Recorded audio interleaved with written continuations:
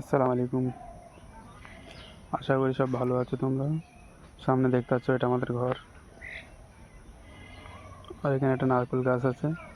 এই নারকেল গাছটা কেরালা থেকে এনেছিলাম। পরিস্থিতি দেখো আমাদের ঘরে, আমাদের জায়গার। আর এটা আমাদের সামনেই গর্ত আছে। এখানে সব ছেলেপিলে স্নান করা হয়।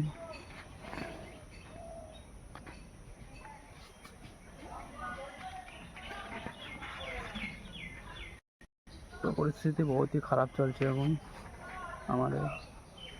আশা করি যদি তোমাদের একটু সাপোর্ট করার মন হলে সাপোর্ট করো, ঠিক আছে? শুনেছি ফেসবুকে ইউটিউবে নাকি অনেক মানুষ ভালোবাসা দেয়, তোমরা পারলে তোমরাও দিও একটু।